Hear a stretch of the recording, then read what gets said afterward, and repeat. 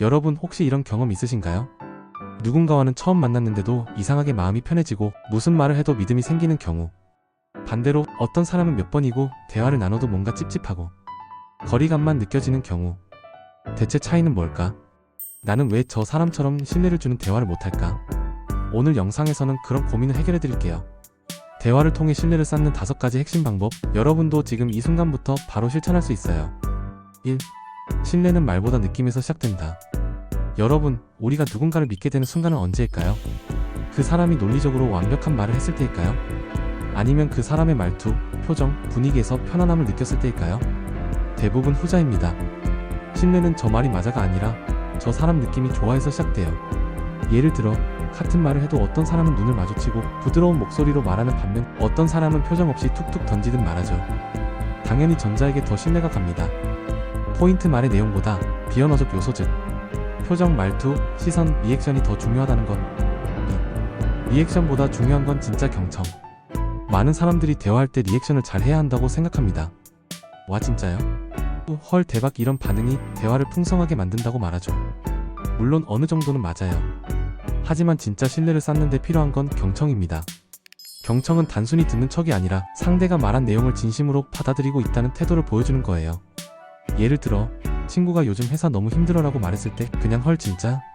가 아니라 어디가 제일 힘들어? 상사랑 문제 생긴 거야? 이렇게 한 단계 더 깊게 들어가주는 거죠. 포인트 리액션은 표면적인 친밀감, 경청은 깊은 신뢰를 만듭니다. 3. 공감은 기술이 아닌 태도다. 많은 사람들이 공감을 어떤 말을 해야 하지? 라고 생각하지만 사실 중요한 건 마음가짐이에요. 예를 들어 누군가가 이별 이야기를 털어놨을 때 아 나도 비슷한 적이 있었어 라고 바로 말하는 건 오히려 공감을 가로채는 걸 수도 있어요. 더 좋은 반응은 그 말 꺼내기 힘들었을 텐데 얘기해줘서 고마워. 혹은 그때 정말 외로웠겠다. 그 마음이 느껴져. 이렇게 상대의 감정에 공간을 주는 태도, 그게 진짜 공감입니다. 포인트 공감은 이해했다는 말이 아니라 느끼고 있다는 표현입니다. 4. 자기 개방은 타이밍 핵심. 신뢰를 쌓기 위해 자기 이야기를 꺼내는 건 매우 효과적입니다. 하지만 너무 이르거나 너무 늦으면 오히려 역효과예요. 예를 들어 처음 만난 자리에서 너무 깊은 개인사를 털어놓으면 상대는 부담을 느낄 수 있어요. 반대로 아무리 대화를 오래 나눠도 자기 얘기를 전혀 하지 않으면 벽이 느껴집니다. 가장 좋은 타이밍은 상대가 진심을 꺼냈을 때 그때 나도 조금씩 열어가는 거예요. 사실 나도 비슷한 경험이 있어. 그땐 정말 나 자신이 작아지는 기분이었거든. 이런 진솔한 자기 개방은 공감 신뢰의 폭발적 상승을 만들어냅니다. 포인트 진심은 진심을 부른다. 자기 개방은 타이밍이 생명입니다. 5. 진짜 신뢰는 말보다 행동에서 완성된다.